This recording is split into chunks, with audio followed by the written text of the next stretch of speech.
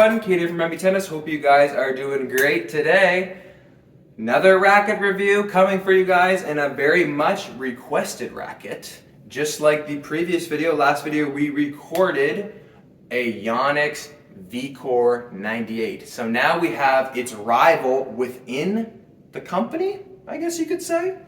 And that is the Yonex Ezone 98.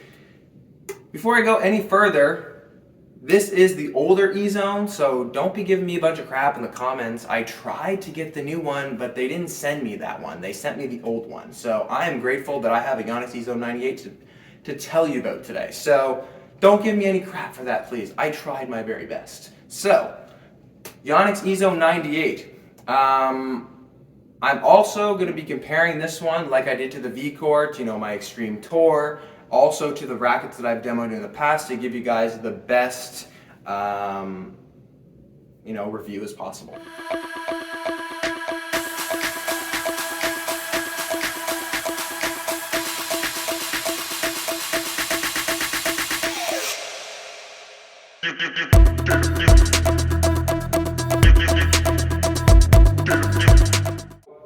Just out of the box, I did the same thing I did with my racket. It's also 305. The Ezone 98 is 305 along with the Extreme Tour and also the Vcore. So definitely something to do for me since I'm adding weight.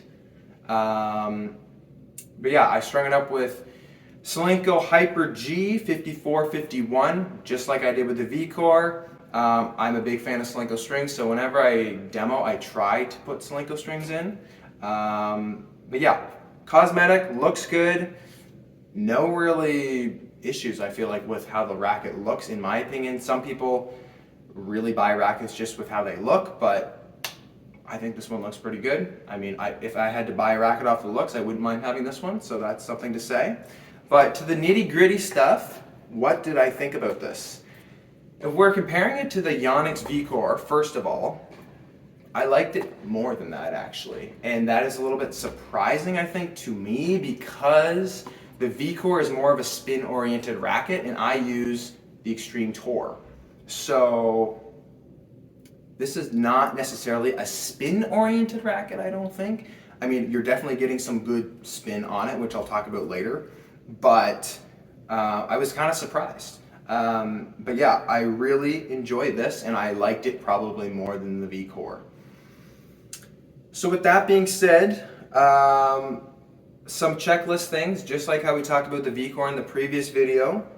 It was able to check the boxes. This is something that I'm happy with about Yonex rackets, is the trajectory over the net. For people that like to play with spin, this was great. I had no problem getting lots of height over the net.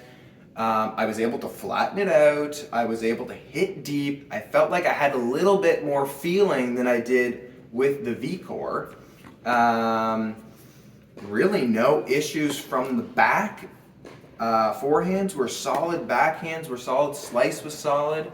But that's something that I'm very surprised with from this racket, is it was nearly the same trajectory, spin, sort of attributes that the Extreme Tour has. So that was really nice to play with a racket that was customized to my spec that nearly feels the same. I've had trouble doing that in the past, a couple months when I've been demoing rackets. I couldn't do it with the boom, I couldn't do it with the speeds, I couldn't do it with the blade. I couldn't even do it with the Vcore, really. It was very close, but not quite. And this one has probably been the best demo since I've gotten my Extreme Tour. So yeah, like I said, forehands were good, backhands were good, slice was definitely good. No problems on the touch and feel shots. Volleys were solid. For some reason, sometimes I was like, they were catching the net more. And like, I like to volley. I have pretty good volleys. I don't miss many in the net. Normally when I'm missing volleys, they're long or wide because I'm aggressive with it.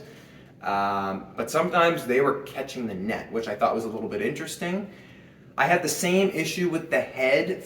When I mean head, I mean, I felt like I was shanking. And this is the same issue I had with the Vcore. It's got to be something with the isometric head because it feels weird. I don't know why. But I felt like the off-center hits felt awkward at times, and it felt like I was making more contact with the frame. Even though the shots were still landing in, that feeling wasn't a great feeling for me. But yeah, volleys, overheads, very solid. Serves and returns were... I really like this racket on returns, actually. It was very solid. Nice contact, like, you know when you get like a block? That felt very solid. Like this racket was not going anywhere. It reminded me of actually the Gravity Pro, because I hated the Gravity Pro, but I did like it on returns, and that had the same solid feel.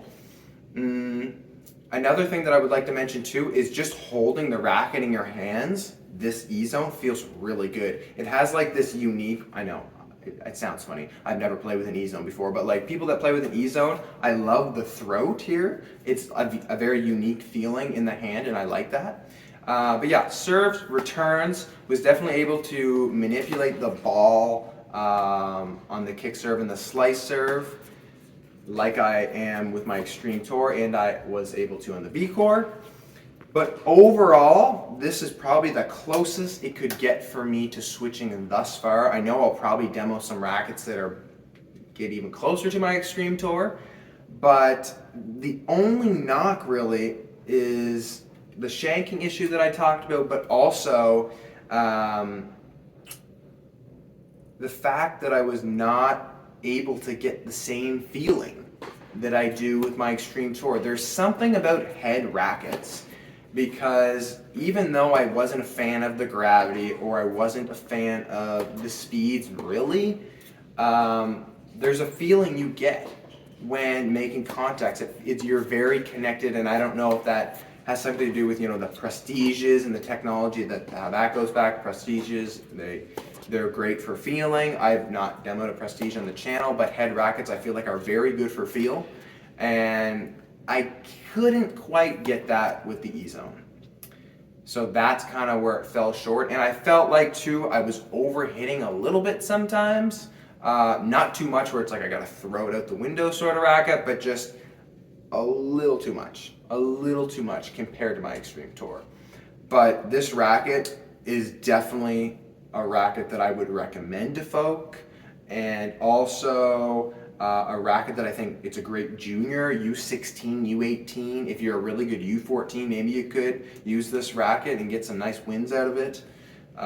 If you're an adult that's, you know, 7, 8 UTR, I'd say go for it. And then if you're really good, you can, you know, customize it, and then you could even try the Yonex Ezone Tour as well. But that is going to be it, folks. I hope you enjoyed this racket. Do not forget to like and subscribe. We got a lot going on in the channel. We've got racket reviews. I'm taking you guys on my journey to chasing 13, so make sure you guys do not miss any of that. Like I said, like and subscribe, and we'll catch you guys on the next video.